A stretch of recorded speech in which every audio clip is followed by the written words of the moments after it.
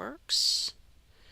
Okay, the software says it's streaming. What does YouTube say? It says I have an excellent connection. I am live. Okay. All right. So I am live everywhere. So let me just get it all hidden behind my one main screen. Okay. Sorry about that, guys. It's terrible when your Fridays go a little wonky, but it is what it is. Thank you for waiting. Thank you for your patience. Thank you for your understanding. And now let's get into some of that cool travel stuff. May the 4th food in the Disney parks. There is a Princess of Alderaan shake, which is a salted caramel shake rather, topped with whipped cream, edible glitter, and mini cinnamon rolls. The cup is really cute. I'm sure you'll see pictures of it as we get closer, but it's your typical milkshake cup, but she's got basically, instead of headphones, it's a little mini cinnamon bun on each side of the cup, and then the whipped cream and everything on top. It looks very cute, and it's kind of a beigey off-white color, kind of like Princess Leia's fancy dress outfit at the end of where she at the awards ceremony at the end of what was released as the first movie. It's hard to talk about them correctly now because I'm never sure which one to call them. Because the first movie, it turns out, was not the first movie, but the first one they released. Hopefully that will work for everybody. There are also going to be lightsaber churros with chocolate sauce. These look really cute too. They are sticking with their traditional lightsaber colors. I guess the ones that came first, red and blue. Amaretti's is going to have a Stormtrooper petite square, which is chocolate chiffon, vanilla bean mousse, dark chocolate ganache, and cherries. Um, Most of these are available May 1st, but some of them are only available for a limited time. For example, the Stormtrooper Petite Cakes at Amaretti's are only available through the 6th. The Ganachery, and these are available for the month of May. They have a Death Star Ganache Square, Ruby Chocolate with 65% dark chocolate. They have a Rebellion Ganache Square. I'm kind of hoping they keep these around all year. I could definitely eat these whenever I was in Disney. The Rebellion Square is white chocolate blended with dragon fruit, and it is enrobed in 65% dark chocolate. Not to be left out, Disneyland Resort has some cool stuff too. The coolest thing I saw on their list, which is what I'm sharing, this is not exclusive, inclusive, everything by any stretch. I'm sure there's going to be some stuff we haven't even heard about yet. This is kind of just to get us thinking about May the 4th. In Disneyland Resort at Olga's Cantina, they will have a Grinning Loth Cat souvenir mug, which includes a guava coconut milk with basil crystals beverage. There is a Stormtrooper helmet popcorn bucket coming. And I forget what they call it, but it is a post-battle um, popcorn bucket. So it's kind of used and abused and beaten up, but I think it's kind of cool because it's got to be challenging to age it just right. Um, okay, so we have all that cool stuff coming for May the 4th. I have to admit my favorite Star Wars characters are the droids. Um, C3PO is kind of he's a little too proper for me. I'm more of an R2D2 BB-8 girl.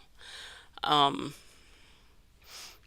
Especially BB-8 and R2D2. I love the how a computer sound can be so expressive. I saw it with R2, but they also do it with BB-8. He does that wah wah thing. Um, and you can just exactly the thought. You can tell it's a question.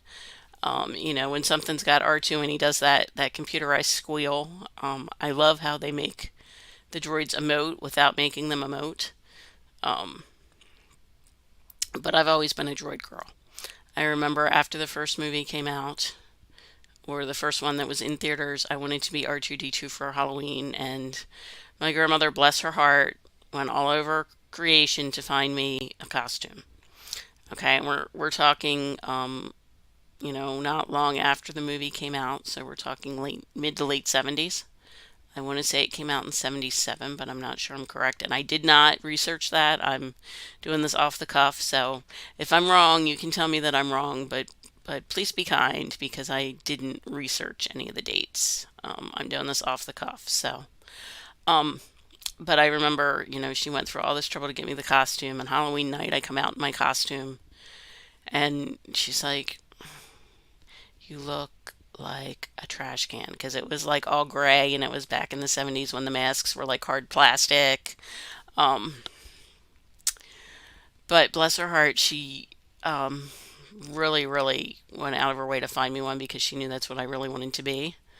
And I still have fond memories of that, even though she did tell me I look like a trash can. But, is what it is. It was the best I could do at the time.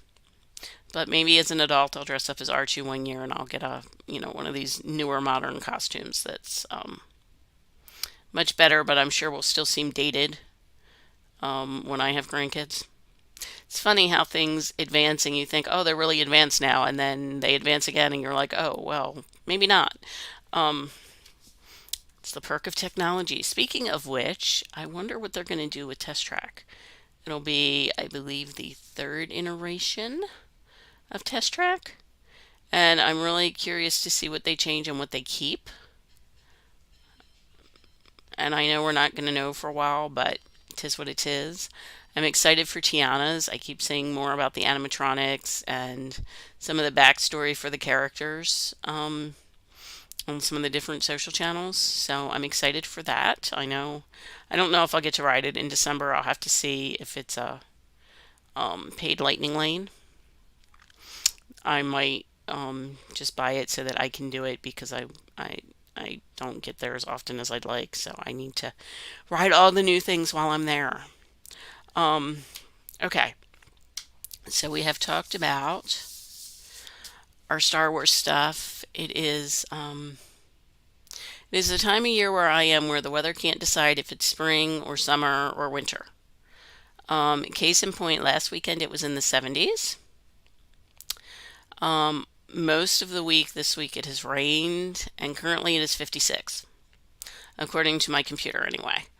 Um, so what do you do if you're going to Disney and Disney's having a weather wheel like that? Not that they have anything quite that extreme, but what do you do if it's going to be rainy and then it's going to get cold when the sun goes down, but it's going to be hot in the morning? How do you dress for that? How do you prep for that? What do you pack in your bag without taking 7 outfits and 15 suitcases and paying all those bag fees? I tend to go for layers, and I go for lightweight layers if I can. I try to take and we actually do this when I go with my son. We plan what park bags we need to take and whether we both need to take one.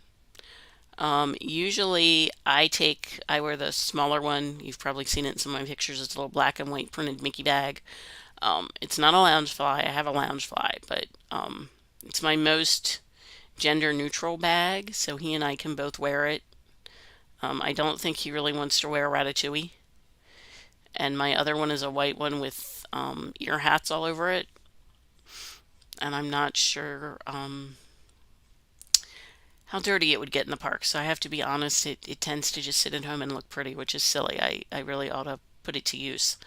I also got a new one for the holidays that's iridescent with shades of blue. So that one might be going with me when I go this fall. We'll see. But what do? I wear layers. I start with whatever I want to wear when it's hottest. So that's probably a character t-shirt. Today I'm all in green because I'm feeling kind of muppety. So I'm kind of channeling Kermit, even though it's the wrong shade of green. It's the green to match my ears, so I went with it. But usually I wear the t-shirt I want to wear in the parks. I usually take a sweatshirt or something to keep me a little warmer. Actually, the last couple times I've taken just a zip jacket, which is nice because it keeps the sun off you. Of course, it makes you hot, but it keeps you protected and it keeps you a little warmer when the sun goes down. I always have a poncho in my park bag. Ponchos are also one of those things I send to all my Disney World clients before they go because especially the little square ones you can get them from Amazon, you can get them in the outdoor sections of Target and Walmart. I've also seen them at like Rite Aid and Walgreens and places. Sometimes they'll have them, if they have a display with umbrellas, they'll have them with the umbrellas. They are great. They're easy, they're small, you can put them in your bag. If it pours, next time you buy something, ask them for an extra bag at the checkout. Then you can just put it in there and you have it in case you need it later. This is also a great thing if you've got carabiner clips that you put on your park bag. Put it in the Disney bag that you get when you make your purchase. Clip the bag to the carabiner, which is clipped to your bag, and then you don't have to worry about it. It's not heavy, it won't weigh your bag down. Um, but that way you have it if you need it. I'm not saying you need to use the same one all trip. That's up to you. But I do recommend having, I always take multiples. It's usually two or three of us when we travel, and I always take at least two per person because they're little, they're easy to drop in your check luggage or your bigger suitcase, your whatever your bag you're taking, and that way you have one. Sometimes you might not be around a store to duck into when the rain starts. And if you get one there, you're going to look like everybody else. Sometimes it's nice to stand out from the crowd just a little bit. You know, we all love our Disney magic, but we all like to be a little bit of an individual too. So ponchos are a must for me. But yeah, I usually do layers. I usually also keep an extra pair of socks in my bag. That way if my feet get wet, I can put my dry socks on and they're not as wet. They're not bothering me as much. I'm one of those people that hates wet feet. I know it's a personal thing. I know it's my pet peeve. I know you probably don't share it, but full disclosure, it's one of my pet peeves. The other thing I usually tend to keep in my park bag, besides extra socks that'll keep your feet dry, or you can, if your feet get cold, you can put them on for a second layer to add a little warmth, trap a little more body heat. Hats are also good for trapping body heats or letting heat out. Um, Make sure, of course, you have sunglasses, so you want because you want your eyes to be protected when the sun's out. If you don't want to do sunglasses because you don't want to do all the on and off for the ride, I suggest some kind of hat with a brim that will shade your face and also protect your eyes. I had actually, it's funny, I bought a hat in Magic Kingdom years ago that I absolutely adore. I wore it every trip before I started wearing ears. I haven't figured out the ears with a hat thing yet. I'm still working on that. Um, but I adored it. I wore it every trip, and we went on like 4 or 5 trips after that before I became a travel agent. And when I was in Disneyland last summer, I needed a hat. I forget what it was. I did get sunglasses while I was out there too, and I'm not sure why I got both, but there was some reason I wanted a hat, not sunglasses. Um, and I got one for Disneyland, and I got home. I swear, when I'm standing in the store looking at the hat, going, I really like that hat, and it really reminds me of something. And I got home and I realized it was the Disneyland version of my Magic Kingdom hat. So I'll be sharing pictures of those on my social before too long because they are similar but different. They're kind of like cousins, because the parks are similar but different.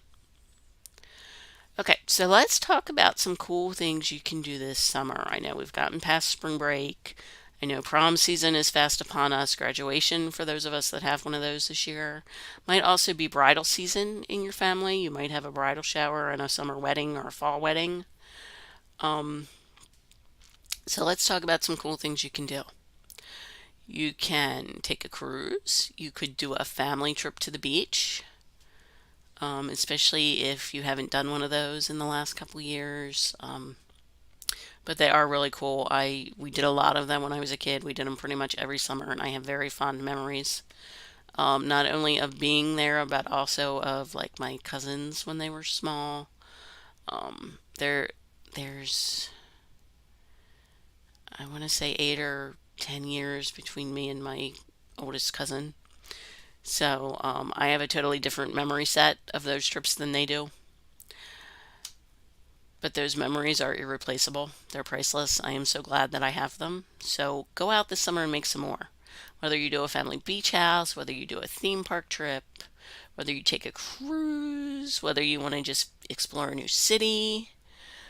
Um, there are so many cool ways to get out there and make memories and explore. So figure out which one you want to do this year and let me know how I can help. Um, don't forget there are deals for a lot of the theme parks. Universal has deals. They have the 4-day play ticket. They have discounts on 5-night and 4-night packages. Disney also has deals for Visa card holders, and they have regular deals for summer dates.